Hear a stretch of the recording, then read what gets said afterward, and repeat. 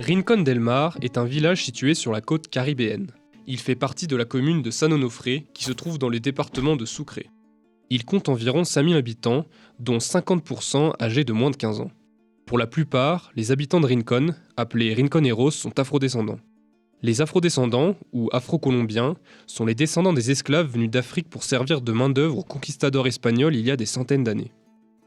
Ce petit village de pêcheurs est en plein essor touristique. Depuis une dizaine d'années, le tourisme a explosé et on y croise notamment de nombreux touristes français. La pêche reste néanmoins une activité importante. Du point de vue politique, Rincón del Mar est rattaché à la mairie de San Onofre, bien que le village bénéficie d'un fonctionnement politique autonome. La Junta Dirección Comunal, le conseil communautaire, et le Cabildo Indígena sont les trois principales instances de décision en cas de projet ou décision importante dans le village. Le village est entouré par différents écosystèmes. Récifs coralliens, prairies sous-marines, forêts sèches tropicales et mangroves. À travers notre voyage en Colombie, et surtout lors de notre séjour d'un mois à Rincón del Mar, nous avons découvert la mangrove, son importance, et nous souhaitons vous la faire découvrir. C'est en particulier l'association Vivact qui nous a accompagnés dans cette découverte. Je vais commencer par la vocation actuelle de Vivact. Donc Vivact est une association de solidarité internationale, une association franco-colombienne, qui a pour but de participer aux dynamiques communautaires pour le développement durable de Rincón del Mar, de manière très générale. Et donc, d'une part, sa mission est de s'articuler à des initiatives locales de Rincón del Mar pour co-développer avec d'autres associations du village des projets principalement dans le champ de l'environnement, de la culture et de la promotion de l'enfance. Et d'autre part, il s'agit d'agrandir l'offre d'activités à destination des enfants, mais aussi des jeunes du village, dans une approche interculturelle et d'éducation populaire. Afrovismar est une association qui travaille beaucoup en collaboration avec Vivact. Buenos días, mi nombre es Arnold Díaz Blanco y soy el presidente de la Asociación de Mangleros Afrodescendientes de Rincón del Mar, Afrovismar. Afrovismar es una organización que se encarga de todo lo que tiene que ver con la parte de la recuperación y la restauración y la protección del medio ambiente. Buenas, mi nombre es Carmelo Cuentas, soy de aquí de Rincón del Mar, como dice uno, nacido y criado, y estoy trabajando desde los 15 años, tengo 33 años en el tema de ambiente, todo el tema de educación ambiental. He venido trabajando acá en Rincón, específicamente con niños y jóvenes, y ahorita estamos trabajando la parte con adultos, el tema de los arrecifes de coral.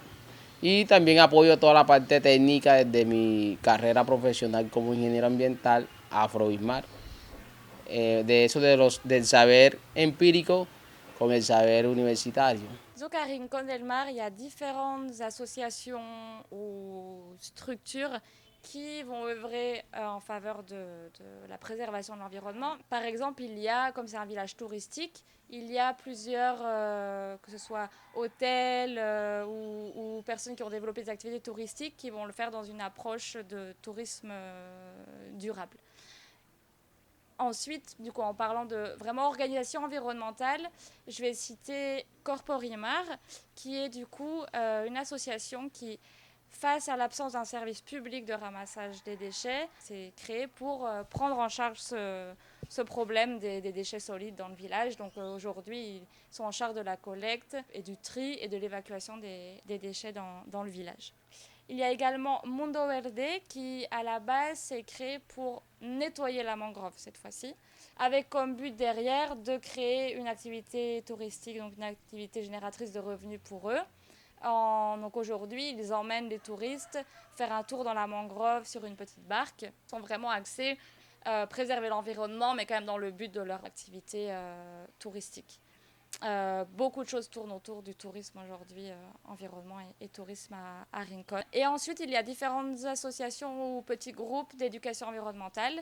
Je vais citer la Corporación María Mulata principalement parce qu'on travaille avec eux. Mais il existe d'autres groupes aussi. Il y a les Titanes Ecológicos du côté du secteur de la Punta. Voilà, il y a différents groupes d'éducation environnementale. Entrons maintenant dans le vif du sujet, la mangrove.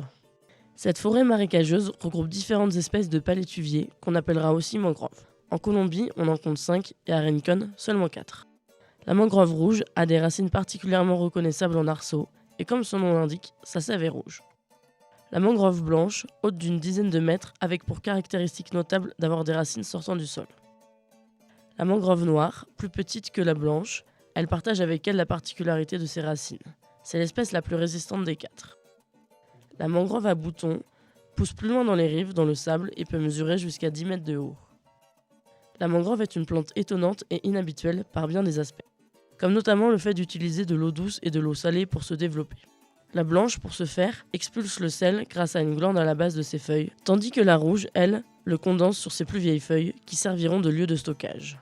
Leur capacité à se développer même dans une eau salée en fait une plante dite halorésistante.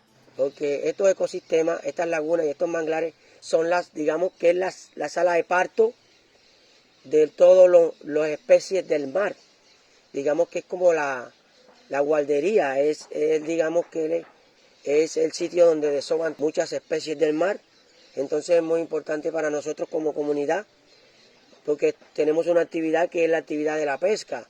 Y si todos estos ecosistemas desaparecen y estas lagunas, pues nosotros también tendemos a desaparecer porque la seguridad alimenticia de nosotros estaría en peligro. Entonces mira todo lo importante que es involucrar a la comunidad en estos procesos, porque la idea es empoderar a la comunidad de que vea los manglares como lo que son, una empresa, tanto para nuestra alimentación como para la actividad turística. Il est très courant de trouver des oiseaux, des reptiles, des mollusques, des insectes et certains mammifères dans ces lieux. De nombreuses algues et autres petits organismes poussent sur les racines des mangroves. Cette nourriture attire toutes sortes d'éponges, de coraux, d'anémones, d'huîtres et de crevettes qui sont ensuite mangées par des poissons, des crabes, des étoiles de mer, des escargots ou même par l'homme. Les mangroves constituent des filtres biologiques naturels. Elles retiennent les sédiments et filtrent les sels, les nutriments en excès, les produits chimiques agricoles et même le pétrole qui peuvent être apportés par les eaux. C'est pourquoi on les appelle les reins de la mer. Elles agissent comme des barrières naturelles contre les inondations, les tempêtes et les débris transportés par la mer et constituent parallèlement un puits carbone car elles capturent naturellement les gaz à effet de serre. Bueno, el carbono azul no es más que toda esta materia orgánica en descomposición. O sea, ¿qué pasa? Como en manglar, todos estos sedimentos que vienen de los arroyos, de la escorrentía que da en sus raíces, todo el tema de composición, todo ese carbono que ella atrae, lo tienen en las hojas. Por eso se llama carbono azul. El azul no sé dónde sale, pero sí es por eso. Es por el tema de que toda esa materia orgánica que ellos retienen. O sea, ellos qué hacen, es como si fuera un cofre. Entonces, ellos son el cofre del carbono. Entonces, sabemos si este carbono se libera, ocasiona todo el tema del aumento del cambio climático. Entonces, ellos qué hacen, guardan todo ese carbono ahí debajo de las raíces. Por eso es que no se puede quemar el manglar, no se puede talar, porque se hace que se libera todo ese carbono hacia la atmósfère. Cependant, et ce malgré son intérêt notable, la mangrove est menacée. Dans les années 70, une grande partie de la mangrove a été déforestée pour construire une piste aéroportuaire à l'usage de riches propriétaires pour désenclaver le village. Puis, la construction de propriétés privées a entraîné des travaux de comblement. Ces comblements ont rompu le flux d'eau saumâtre qui alimentait la mangrove et a entraîné l'assèchement de celle-ci. Par la suite, l'activité économique générée par les balsias a favorisé le développement de la communauté de Rincón del Mar, créant ainsi l'étalement urbain qui continue aujourd'hui de ronger la mangrove. La mangrove est aujourd'hui considérée comme un bien commun, une propriété de la nation colombienne, mais on observe quand même certaines maisons se construire sur des terres où la mangrove a été déforestée, sans aucun titre de propriété ni aucune autorisation. La mayoría de los manglares quedan al lado de las fincas de muchos terratenientes. Entonces muchos terratenientes, no sé si por el desconocimiento o por la intención de ganarle territorio al manglar, en muchas partes lo han aterrado, lo han talado. No se han dado cuenta a estudiar todas las propiedades y todos los beneficios que tiene un manglar. Creo que por eso y por la falta estatal, por la falta del Estado, de que no sanciona, por la falta de sanciones, pues ellos han hecho lo que han querido con los manglares. Por eso es necesario de que el gobierno colombiano empiece a tener acciones y a haber sanciones con esta gente que intenta destruir este ecosistema y que deforesta. Creo que se necesita un poco de mano, creo que se necesita autoridad en estos territorios. Les feuilles de mangrove sont utilisées pour couvrir les maisons et leur bois est utilisé pour chauffer les ménages. D'un autre côté, la surexploitation des poissons et des crustacés par les pêcheurs rinconeros perturbent grandement l'écosystème de la mangrove via l'érosion des sols vaseux. Le changement climatique est aussi un énorme risque pour la mangrove. La saison des pluies, qui a habituellement lieu d'avril à novembre, est une période cruciale. Mais à cause du changement climatique, les précipitations peuvent devenir plus irrégulières et entraînent alors des périodes de sécheresse prolongées qui peuvent affecter la survie des arbres o encore l'accès à l'eau potable des rinconeros. ¿Qué pasa? En época de verano se nos sube el cuerpo de agua, sube el nivel y eso lo que hace es que se nos ahogarían las plantas. Por eso entonces nace la técnica de hacer como una cama. La isla es más que una cama, es una cama que le da un sostén y hace que las plantas se sostengan a través de esa raíz. La función es que, por ejemplo, en esta época no está lloviendo, esa raíz tengan un microclima interno de que no se puedan hacer, el sol la pueda directamente sus raíces para que ellas puedan seguir desarrollando. El cambio climático también está haciendo su trabajo. Creo que el cambio climático también está afectando los manglares. Con el calentamiento global, los manglares van sufriendo mucho más con el calor. Y entonces, con la intervención humana, eso los termina de acabar. Entonces, mira que es muy importante de que el hombre vaya tomando conciencia, porque el cambio climático no es un juego. El cambio climático es una realidad. El cambio climático está afectando todos los ecosistemas a nivel mundial. No solamente los manglares. Muchos bosques en Europa, y en Asia, en Norteamérica y en otros continentes están sintiendo el poder del cambio climático. Porque digamos que eso que está pasando en los polos, que se están descongelando, eso sube también el nivel del mar. Y el grado de salinidad entra a los manglares muy fuerte y de pronto también eso puede estar afectando. Entonces miren que el cambio climático no es un juego, es una realidad. Y debemos trabajar todos unidos a nivel mundial con la protección y la recuperación de todo el planeta como tiene que ser. Un compromiso real de todo el ser humano, porque los que estamos en vía de extinción en este momento no son los animales, somos nosotros los seres humanos, por nuestras malas acciones que estamos haciendo con el planeta Tierra, que es nuestro hogar. Y si tú no trabajas ni cuidas tu hogar se va a desbaratar, te lo aseguro.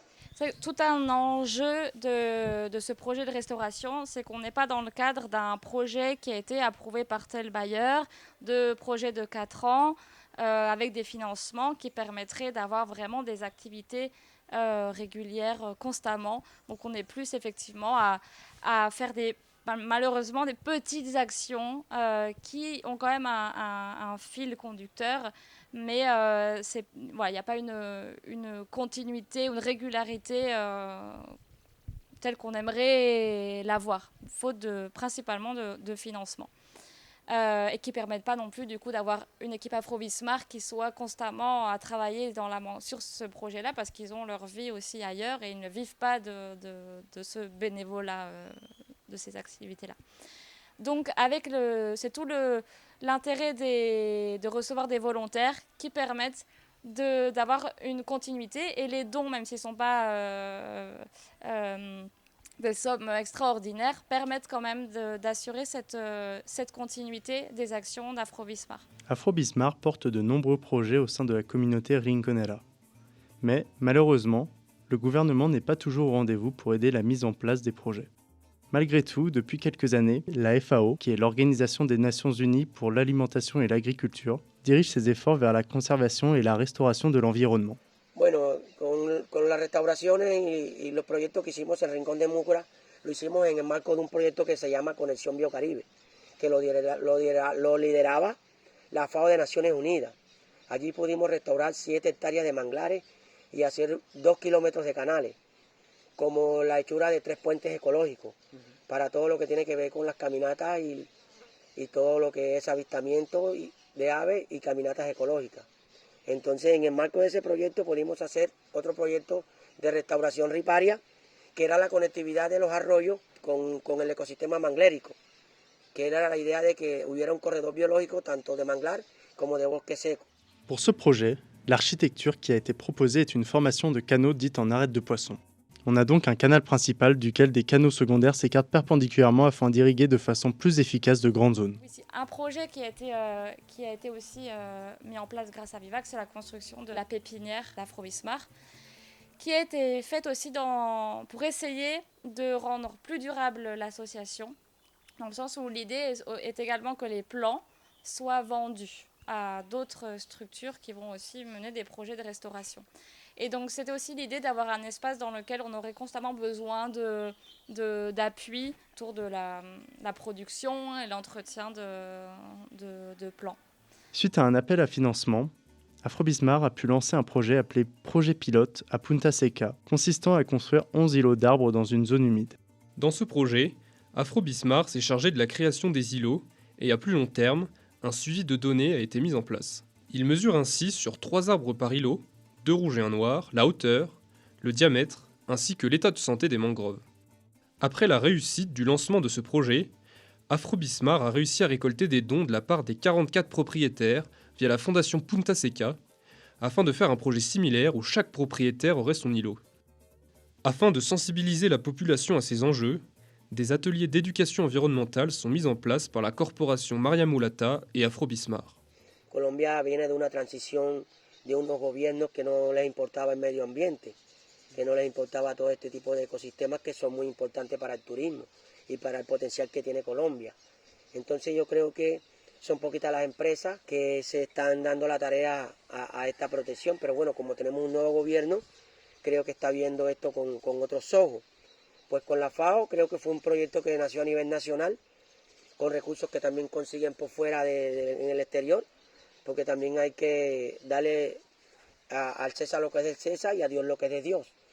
Creo que hay muchas organizaciones internacionales que se han preocupado y que están trabajando por la recuperación de estos ecosistemas. Creo que el futuro de la protección de los ecosistemas acá en Colombia viene en aumento, porque hay política de Estado. El tema de educación ambiental no se hablaba hace 10 años y ahora se está metiendo acá nuevamente en las instituciones educativas, que las instituciones educativas sean como el primer motor de que los niños aprendan sobre el cuidado y protección del medio ambiente. Ahora se está haciendo política de educación ambiental y que se lleve todo este conocimiento hacia los niños, jóvenes y adultos.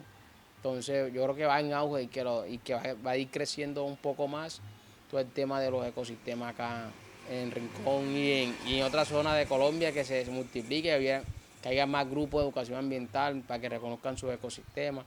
Y como te dije, o sea, hay que conocer para proteger. Maria Mulata, Afrobismar et Corporimar collaborent également entre elles, notamment avec l'organisation de journées de Clean Walk. Nosotros queremos tener turismo, queremos hacer turismo, pero sea un turismo sostenible, un turismo que respete el medio ambiente, un turismo que vaya de acuerdo con las comunidades, no un turismo que quiera pasar por encima de las comunidades, un turismo que no deprede, que no destruya, que sea un turismo conservador, un turismo que sea sostenible para toda la comunidad, no solamente para los empresarios que llegan. Entonces nosotros en Afrobismar estamos muy agradecidos con su presencia, estamos muy agradecidos con su mano de obra que nos han ayudado en toda esta construcción del vivero, y de verdad que ojalá ustedes puedan difundir este mensaje a nivel mundial, porque eso es muy importante, que la gente conozca la realidad y la verdad de lo que está pasando en estos territorios. Creo que es muy importante que este intercambio de conocimiento con toda la gente que viene de Europa o de Asia o del norte. Es muy importante para nosotros que este mensaje se difunda.